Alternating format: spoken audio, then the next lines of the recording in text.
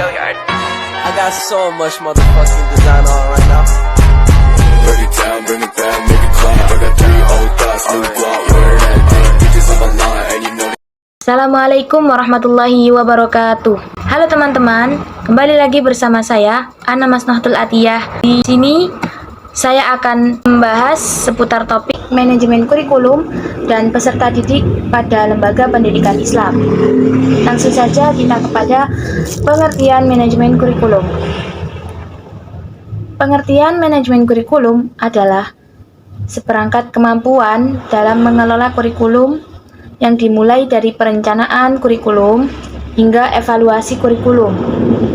Proses di mana semua elemen manajemen digunakan untuk memaksimalkan pencapaian tujuan kurikulum yang diterapkan di lembaga pendidikan.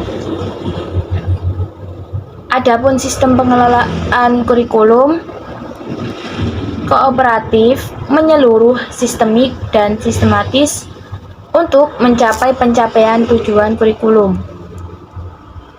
Manajemen kurikulum adalah kegiatan yang meliputi perencanaan, pelaksanaan, dan evaluasi. Perencanaan kurikulum yaitu kemampuan merencanakan dan mengorganisasikan kurikulum. Terdapat 2 kondisi yang perlu dianalisis setiap perencanaan kurikulum. Yang pertama, kondisi sosiokultural, yaitu kegiatan pendidikan merupakan kegiatan behavioral di mana di dalamnya terjadi berbagai interaksi sosial antara guru dengan murid, murid dengan murid, dan guru murid dengan lingkungannya. Yang kedua, ketersediaan fasilitas. Perencanaan kurikulum adalah perencanaan kesempatan belajar yang dimaksudkan untuk membina peserta didik ke arah perubahan tingkah laku yang diinginkan dan menilai hingga mana perubahan-perubahan yang terjadi pada peserta didik. Tujuan perencanaan kurikulum dikembangkan dalam bentuk kerangka teori dan penelitian terhadap kekuatan sosial, pengembangan masyarakat, kebutuhan, dan gaya belajar siswa. Ada beberapa model perencanaan kurikulum. Yang pertama, model perencanaan rasional deduktif. Menitik beratkan logika dalam merancang program kurikulum dan bertitik tolak dari spesifikasi tujuan, tetapi cenderung mengabaikan problematika dalam lingkungan. Kedua, model interaktif rasional. Memandang rasional sebagai tuntutan kesepakatan antara pendapat-pendapat yang berbeda yang tidak mengikuti urutan logika. Ketiga, model disiplin.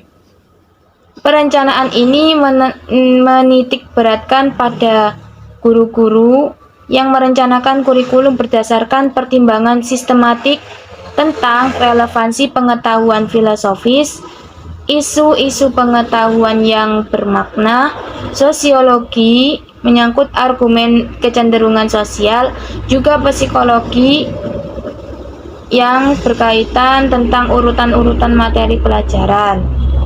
Yang keempat, model tanpa perencanaan. Suatu model berdasarkan pertimbangan intuitif guru-guru di dalam ruangan kelas sebagai bentuk pembuatan keputusan. Hanya sedikit upaya kecuali merumuskan tujuan khusus, formalitas pendapat, dan analisis intelektual. Keempat model perencanaan kurikulum tersebut merupakan tipe-tipe yang ideal dan bukan model perencanaan kurikulum aktual. Lanjut, manajemen organisasi kurikulum adalah mengelola struktur program kurikulum yang berupa kerangka umum program-program pengajaran yang akan disampaikan kepada peserta didik. Struktur program ini merupakan dasar yang cukup esensial dalam pembinaan kurikulum dan berkaitan erat dengan tujuan program pendidikan yang hendak dicapai. Manajemen pelaksanaan kurikulum. Pada dasarnya, pembinaan kurikulum adalah usaha pelaksanaan kurikulum di sekolah. sedangkan pelaksanaan kurikulum itu sendiri direalisasikan dalam proses belajar mengajar sesuai dengan prinsip dan tuntutan kurikulum yang telah dikembangkan bagi suatu jenjang pendidikan atau sekolah tertentu. Pelaksanaan kurikulum dibagi menjadi dua, pelaksanaan kurikulum tingkat sekolah dan pelaksanaan kurikulum tingkat kelas.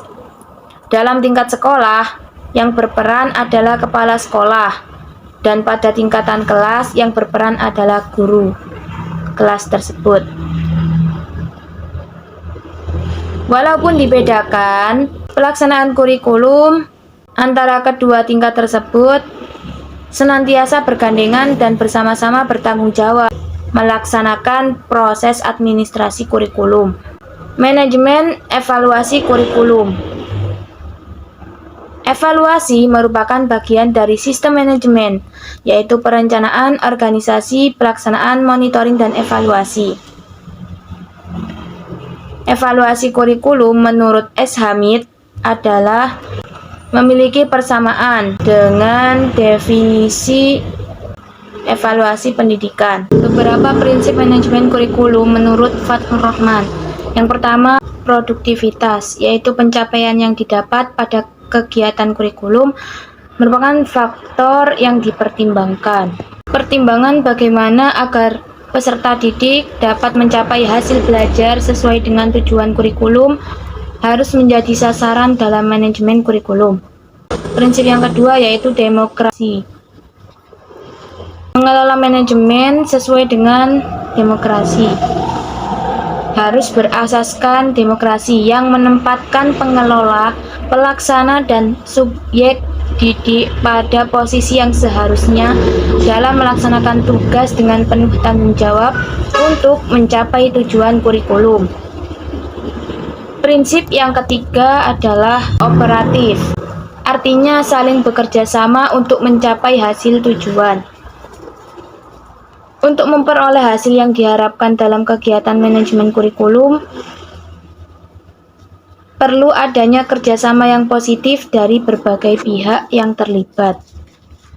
Prinsip yang keempat, efektif dan efisien. Program perlu adanya pertimbangan agar efektif dan efisien. Rangkaian kegiatan manajemen kurikulum harus mempertimbangkan efektivitas dan efisiensi untuk mencapai tujuan kurikulum, sehingga kegiatan manajemen kurikulum tersebut memberikan hasil yang berguna dengan biaya, tenaga, dan waktu yang relatif singkat. Prinsip kelima yaitu mengarahkan visi, misi, dan tujuan yang ditetapkan dalam kurikulum. Proses manajemen kurikulum harus dapat memperkuat dan mengarahkan visi, misi, dan tujuan kurikulum. Selain itu, juga perlu dipertimbangkan kebijaksanaan pemerintah maupun Departemen Pendidikan, seperti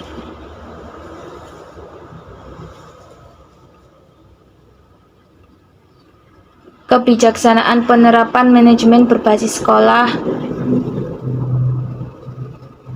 kebijaksanaan penerapan kurikulum tingkat satuan pendidikan, keputusan dan peraturan pemerintah yang berhubungan dengan lembaga pendidikan yang bersangkutan. Berikut merupakan tujuan manajemen kurikulum.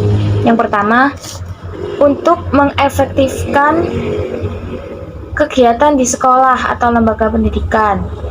Yang kedua, sebagai parameter untuk mencapai tujuan pembelajaran. 3. Meningkatkan kemampuan guru dalam menyusun strategi pembelajaran. Dan yang terakhir, untuk meningkatkan efektivitas dan efisiensi penyelenggaraan pendidikan serta semua komponen-komponen kurikulum. Fungsi manajemen kurikulum. Yang pertama, meningkatkan efisiensi pemanfaatan sumber daya kurikulum, meningkatkan keadilan dan kesempatan pada siswa untuk mencapai hasil maksimal juga kemampuan yang maksimal. 3. Meningkatkan relevansi dan efektivitas pembelajaran sesuai dengan kebutuhan peserta didik maupun lingkungan sekitar peserta didik. Yang keempat, meningkatkan efektivitas kinerja guru maupun aktivitas siswa dalam mencapai tujuan pembelajaran. 5. Meningkatkan efisiensi dan efektivitas proses belajar mengajar. Dan yang terakhir, meningkatkan partisipasi masyarakat untuk membantu mengembangkan kurikulum. Kita beralih ke pengertian manajemen peserta didik, yaitu usaha pengaturan terhadap peserta didik mulai dari peserta tersebut masuk sekolah sampai dengan mereka lulus sekolah. Dapat disimpulkan bahwa manajemen peserta didik adalah kegiatan yang dilakukan melalui proses manajemen, yaitu proses fungsi manajemen meliputi perencanaan, pengorganisasian, penggerakan, dan pengawasan untuk mencetak peserta didik menjadi sumber daya manusia yang berkualitas, juga beriman dan bertakwa, serta dapat mengembangkan potensi dirinya melalui proses pembelajaran yang tersedia. Tujuan manajemen peserta didik yang pertama, mengatur kegiatan peserta didik agar dapat menunjang proses pembelajaran di sekolah atau madrasah. 2. Proses pembelajaran di sekolah atau madrasah dapat berjalan dengan lancar, tertib, dan teratur.